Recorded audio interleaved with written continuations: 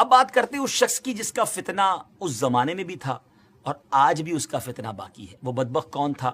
مرزا غلام احمد قادیانی. یہ 1839 یا 1840 عیسوی میں پیدا ہوا اور 1886 میں مرزا نے اپنی نبوت کی بنیاد رکھنا شروع کی، جو کہ جھوٹے اور عجیب و غریب من گھڑت الہام اور کشف وغیرہ پر مبنی تھی، جو کہ آج بھی اس کی بدنام زمانہ کتاب براہین احمدیہ میں موجود ہے. اس کے بعد مرزا قادیانی نے 1901 ایئر میں حقیقی نبوت کا دعویٰ کر دیا. یہ شخص انبیاء کرام کا نہایت گستاخ تھا. حضرت عیسیٰ علیہ السلام کے بارے میں لکھتا ہے کہ آپ علیہ السلام کے بہت سے معجزے مشہور ہیں، لیکن حق بات یہ ہے کہ آپ سے کوئی معجزہ ظاہر نہیں ہوا، معاذ اللہ.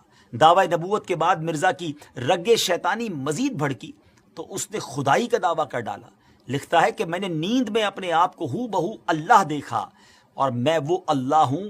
پھر میں نے آسمان و زمین بنائے اور کہا ہم نے آسمان کو ستاروں کے ساتھ سجایا ہے.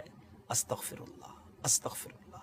دیگر جھوٹے نبوت کے دعوے داروں کی طرح مرزا غلام قادیانی نے بھی کچھ پیشن گوئیاں کی تھیں، مگر ان کا انجام مسیلمہ کذاب کی طرح ہی ہوا. چند باتیں بتاتا ہوں اس بارے میں کہ نمبر 1، اس نے اپنے لیے ایک لڑکے کی پیشن گوئی کی کہ کہا تھا کہ انبیاء کا چاند ہوگا اور بادشاہ اس کے کپڑوں سے برکت لیں گے، مگر اس کے ہاں لڑکی ہو گئی تو اس پر کہنے لگا کہ وہی سمجھنے میں غلطی ہو گئی ہے، اب کی بار جو بچہ پیدا ہوگا وہ لڑکا جو ہے وہ انبیاء کا چاند ہوگا. اس بار بیٹا تو ہوا مگر چند روز بعد ہی مر گیا. بادشاہ تو دور کی بات ہے، کسی محتاج نے بھی اس کے کپڑوں سے برکت نہ لی.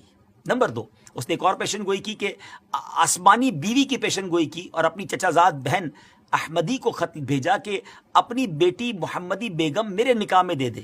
اس نے صاف انکار کیا، اس پر دھمکیاں دی اور پھر کہا کہ وہی آ گئی ہے، ہم نے تیرا نکاح اس سے کر دیا ہے، اور یہ کہ اس کا نکاح اگر تو دوسری جگہ کرے گی تو 2.5 یا 3 برس کے اندر اس کا شوہر مر جائے گا. مگر اس خدا کی بندی نے اس بدبخت کی ایک نہ سنی اور سلطان محمد خان سے نکاح کر دیا.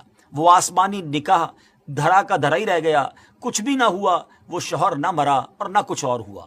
اللہ اکبر. ناظرین، جھوٹوں کا یہی انجام ہوتا ہے. بہرحال مرزا غلام احمد قادیانی نے قانون کا امتحان دیا، لاء کا امتحان دیا، ٹیسٹ دیا، مگر فیل ہونے پر تعلیم سے اس کا دل اچاٹ ہو گیا. کمزوری دل و دماغ کا مرض پوری عمر رہا. کئی بیماریاں اس کی زندگی میں اس کے ساتھ تھیں. 26 مئی 1908 میں یہ لاہور میں اس کو ڈائریا ہوا اور گندگی کے عالم میں. جی ہاں، جب اس کا آخری وقت آیا تو وہ واش روم میں تھا، گندگی میں لت پت تھا، اور لوگ اس کی لاش کو دیکھ کر یوں سمجھیے کہ عبرت کا نشان اس کی لاش بن گئی. ناظرین، یہ ہے جھوٹے نبی کا انجام. ہم سب کو یقیناً یہ یقین ہے، ہمارا ایمان ہے